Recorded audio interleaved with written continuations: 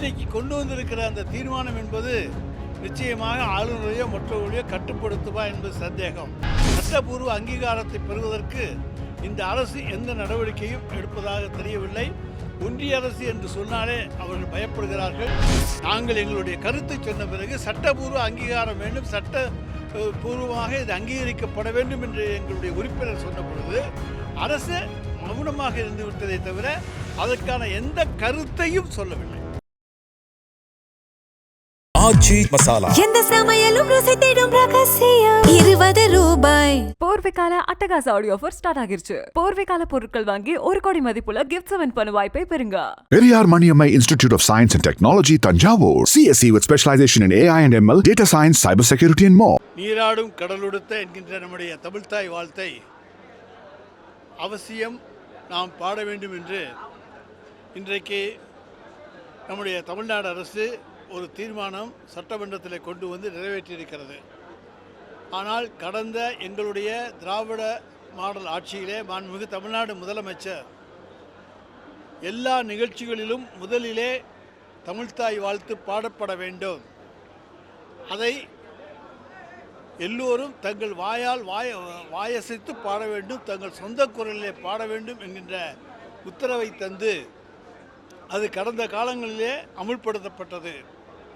ஆனால் இன்றைக்கு தமிழ்நாட்டினுடைய ஆளுநர் அர்லேக்கர் அவர்கள் தமிழ்த்தாய் வாழ்த்தை 3வது இடத்துக்கு தள்ளிவிட்டார். எனவே நாம் தமிழ்த்தாய் வாழ்த்தை பாட வேண்டும் என்று சொன்னாலும் கூட ஆளுநர் அவர்கள் 3வது இடத்துக்கு தள்ளியுள்ள நிலையிலே இன்றைக்கு எங்களுடைய உறுப்பினர் மாண்புமிகு கோவி செழியன் அவர்கள் தெளிவாக திராவிட முன்னேற்றக் கழக ஆட்சியிலே தமிழ்த்தாய் வாழ்த்து முதலிலே பாடப்பட வேண்டும் என்பதற்கான தீர்மானம் கொண்டு வரப்பட்டு நிறைவேற்றப்பட்டது என்பதை தெளிவுபடுத்தி அது எல்லா நிகழ்ச்சிகளிலேயும் அமுல்படுத்தப்பட்டது என்பதையும் தெரிவித்திருக்கின்றார்.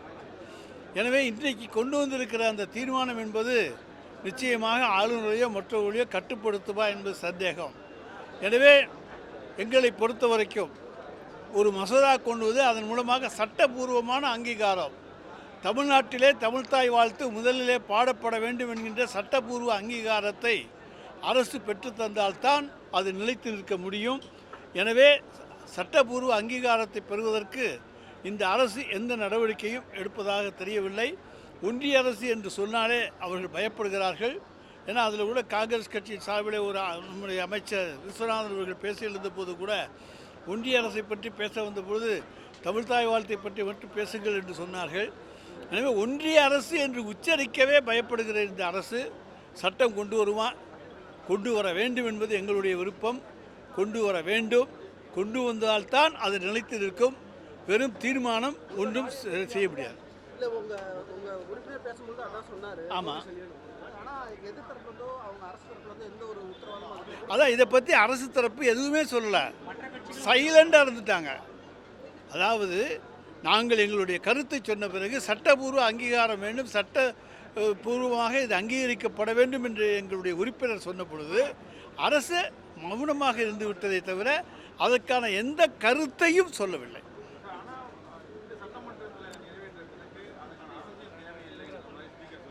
இல்லைங்க, இது தீர்மானம் தானே கொண்டு வந்திருக்கோம்.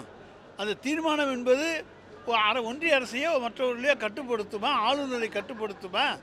சட்டம் என்பது வேறு, தீர்மானம் என்பது வேறு. எனவே நாங்கள் சட்டபூர்வ அங்கீகாரம் கேட்கின்றோம்.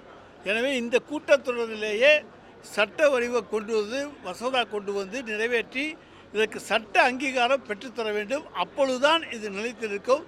இல்லைன்னா ஆளுநர் போன்றவர்கள் தங்கள் 3 மொழியெல்லாம் சொல்லுவாங்க, 3வது இடத்துக்கு தமிழ்த்தாய் வாழ்த்தை தள்ளிவிடுவார்கள்.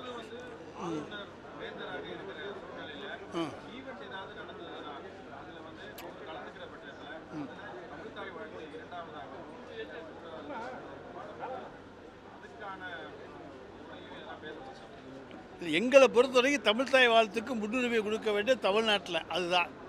அதைத்தான் நாங்கள் அதுக்கு சட்டப்பூர்வ அங்கீகாரம் தாருங்கள் என்று கேட்கிறோம்.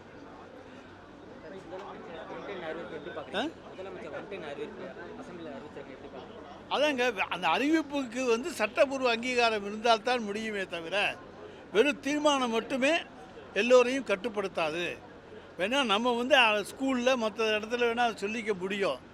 ஆனால் முழு அங்கீகாரம் வேண்டும் என்று சொன்னால் அதுக்கு சட்டபூர்வ அங்கீகாரம் வேண்டும். ஆமாம்,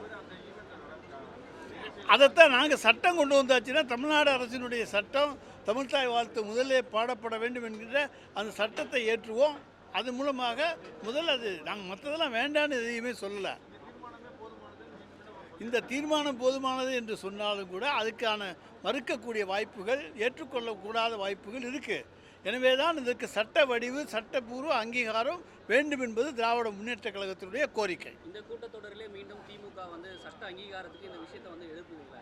நாங்கள் இன்றைக்கி பேசிட்டோம், அதுக்கு பதில் சொல்லலையே. எங்களுடைய உறுப்பினர் மாண்புமிகு கோவி செழியன் அவர்கள் இதை பற்றி பேசியிருக்காரு. சபாநாயகர் வந்து தீர்மானம் போதும் என்பது சபாநாயகருக்கு வந்து அவருக்கு வேணால் அந்த தீர்மானம் போதும். ஆனால் அதுக்கு சட்ட வடிவு இல்லை என்றால் அதை இல்லை. அப்போ சபாநாயகர் என்ன செய்வார்? பேசாமல் இருந்துக்குவார். நாங்கள் இதை சொல்லியிருக்கோம். அதை தான் இப்போ உங்கள்கிட்ட வந்து இப்போ மக்கள் மன்றத்திலையும் வந்து சொல்கிறோம். சட்டமன்றத்தில் சொன்னதை இன்றைக்கு மக்கள் மன்றத்தில் சொல்லுகிறோம். எனவே இதற்கு சட்ட அங்கீகாரம் வேண்டும், இருந்தால்தான் முடியும். எனவே அன்றைக்கு எப்படி எல்லாரும் பாடணும்னு சொல்லி தான் நாங்கள் அன்றைக்கி வச்சுருந்தோம். எனவே அப்படிப்பட்ட ஒரு சட்டப்பூர்வ அங்கீகாரத்தை இந்த அரசு பெற முயற்சிக்க வேண்டும். இந்த கூட்டத்தொடரிலே அதை செய்த வேண்டும். அதாவது இப்போவே இன்றைக்கே சொல்லிட்டோம், பதில் கிடையாது. தமிழ் வளர்ச்சித்துறை டிமாண்டில் அதை பற்றி அவங்க எதுவும் பதில் சொன்னாங்கன்னா சரி, சொல்லாமல் இருந்தாங்கன்னா அன்றைக்கு எங்களுடைய உறுப்பினர்கள் இந்த கருத்தை வலியுறுத்துறாங்க. ஆச்சி மசாலா. எந்த சமையலும் ருசி தேடும் ரகசியம் 20 ரூபாய். போர்வைக்கால அட்டகாச ஆடியோ ஆஃபர் ஸ்டார்ட் ஆகிருச்சு. போர்வைக்கால பொருட்கள் வாங்கி 1 கோடி மதிப்புள்ள கிஃப்ட்ஸ் வின் பண்ண வாய்ப்பை பெறுங்க. Periyar Maniammai Institute of Science and Technology, Tanjavur. CSE with specialization in AI and ML, data science, cybersecurity and more.